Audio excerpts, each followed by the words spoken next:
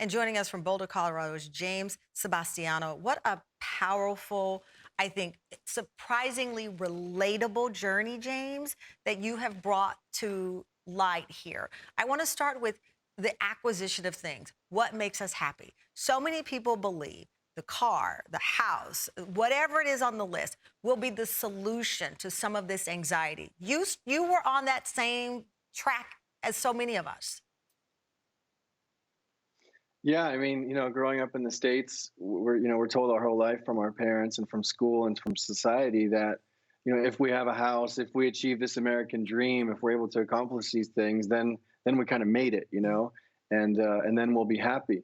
And from my experience, that's kind of what triggered everything for me in a sense, and what triggered this journey because I had done those things. I had at the time I started making this film, I had over 30 businesses and Mm. I was doing all kinds of stuff and an amazing relationship and I was still suffering and I didn't get it. Like, how could I still be suffering with anxiety when I achieved all the things that I was told I needed to achieve? You know, when you talk about the suffering with anxiety, obviously there are levels to it. For me, it was sleepless nights where I learned the term future tripping, where I was always looking ahead and worried about what's next. My minister said, don't believe what you tell yourself about yourself at night, because I would stay up all night doubting myself and just doubting my existence and my purpose.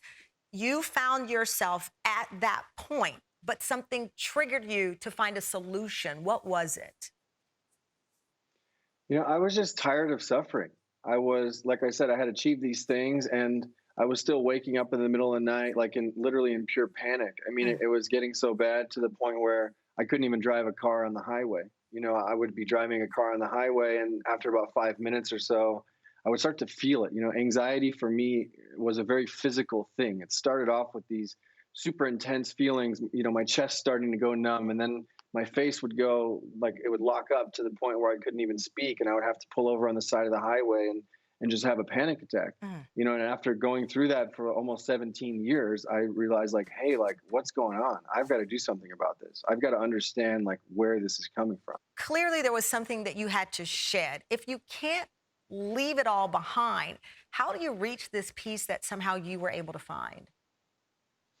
Well, first of all, I definitely recognize that I come from a very privileged position to be able to have that opportunity and to be able to travel. I know a lot of people can't do that, and I'm super grateful that I was able to.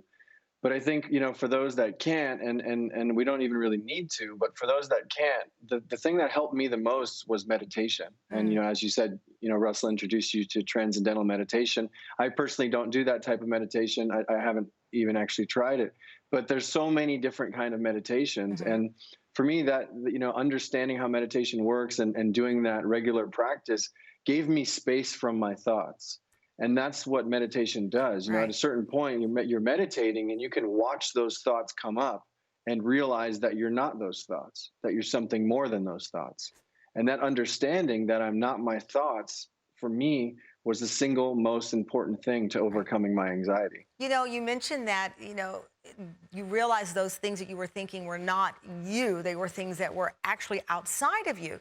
Sharing that with family members in the documentary, I believe it was your father who expressed some skepticism over that you were going to somehow snap out of it or that you'd found a solution. How did that feel to have your dad even say the thing that a lot of people probably were thinking about you around you? Is he really on the path here, the right path?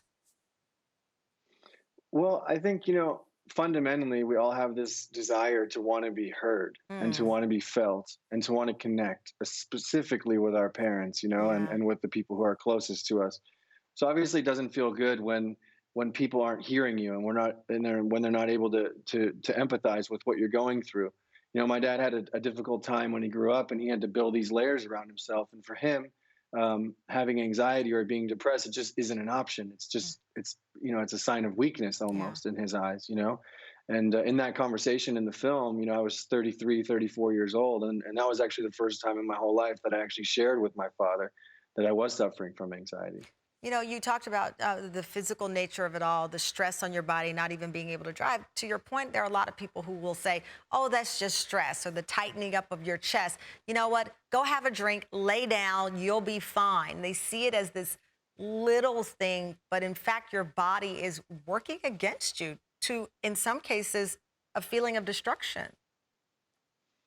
Yeah, 100%. And when I was younger, I didn't really even know that it was anxiety. I would literally self-medicate with handfuls of prescription Mm, pills. Like, I mean, handfuls, drinking so much, several bottles a week. I was just constantly doing things so that I could avoid yeah. feeling what it was that the anxiety wanted me to feel. And Wow. it wasn't until I got older, and actually even until I started the process of making Chasing the Present, where I really started to stop doing those things and to feel what it was that anxiety wanted me to feel, and to allow those things to come up when they needed to come up. The difference is, to get freedom from that was really about understanding the fact that I'm not my thoughts, Mm, that I'm not my anxiety, that I'm not defined by these things, and I'm yeah. something that's much more than them. Well, it is a brilliant documentary. James, thank you so much for joining me. Chasing the Present is now on video on demand.